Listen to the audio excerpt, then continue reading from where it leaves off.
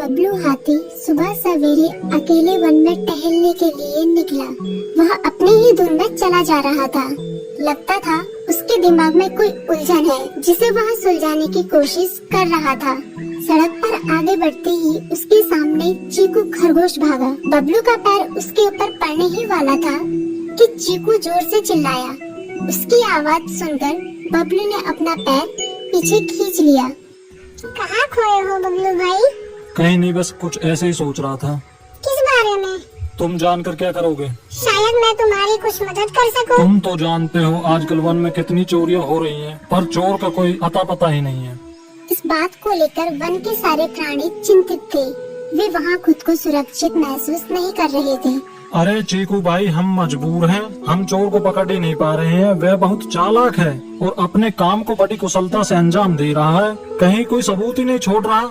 हमारे राजा इस बात को लेकर बहुत चिंतित हैं। यही कारण है कि हम सब इस बारे में सोच रहे हैं। अब तुम मेरी इसमें क्या मदद कर सकते हो? मैं कुछ सोचता हूँ, हो सकता है मुझे कोई उपाय सूझ जाए। प्रयास करने में कोई हर्ज तो नहीं है।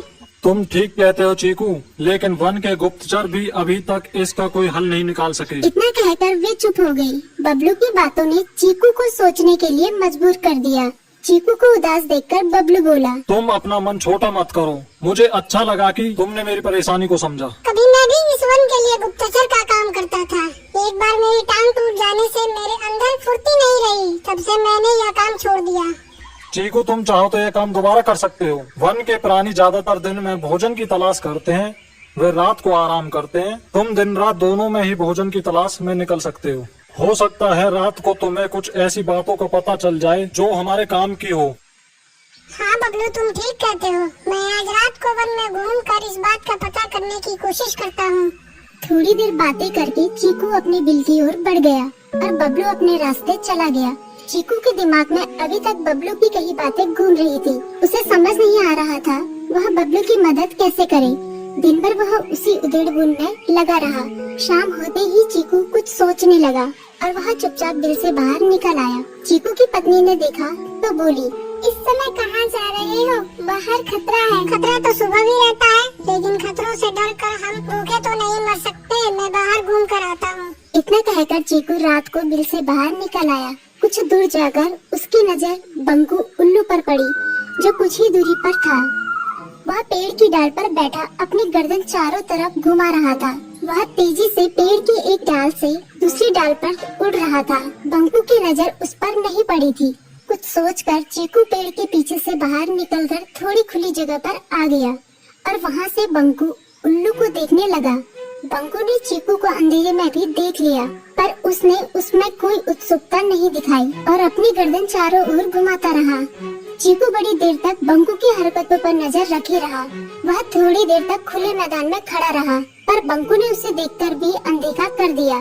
उसने महसूस किया कि बंकू के आसपास चमकू चमगादड़ भी मंडरा रहा था। कुछ देर वन में घूमने के बाद चीकू अपने बिल में लौट आया और सुबह होने का इंतजार करने लगा। अगली सुबह बबलू उसी रास्ते में जा रहा था। रास्ते में चीकू उसका इंतजार कर रहा था। आज बड़ी जल्दी आ गए बबलू। हाँ, आजकल मुझे चिंता की वजह से नींद नहीं आती। कोई नई खबर है क्या? यकीन से तो मैं नहीं कह सकता, पर मैं तुम्हें ऐसे प्राणी का नाम बता सकता हूँ जो शायद चोरों की मदद कर रहा है। कौन है वो? बंकू उल्लू। इतना कहकर चीकू ने रात की घटना उसे ज्यों की त्यों सुना दी। इसे सुनकर बबलू का माथा ठनका। बबलू की आंखें चौंधिया गई। तुम ठीक कह रहे हो। मुझे आज रात बंकू और चमकू पर नजर रखनी होगी। इतना कहकर वे दोनों अपने अपने रास्ते चले गए। बबलू रात को अपने साथियों के साथ बंकू पर नजर गड़ाए रहा।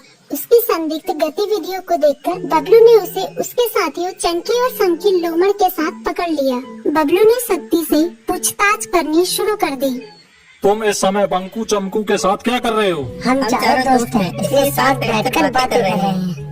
चमगादड़ और उल्लू की दोस्ती तो समझ में आती है, पर लोमड़ के साथ दोस्ती कैसे हो सकती है? सख्ती से पूछने पर दोनों ने अपना जुर्म कबूल कर लिया और सभी चोरियों के बारे में बताया जो उन्होंने कुछ दिन पहले वन में की थी। बबलू ने उनके चोरी का सारा सामान भी बरामद कर लिया। बंकू और चमकू को अभी तक समझ में नहीं आ रहा था कि वो इतनी आसानी से कैसे पकड़ में आ गई।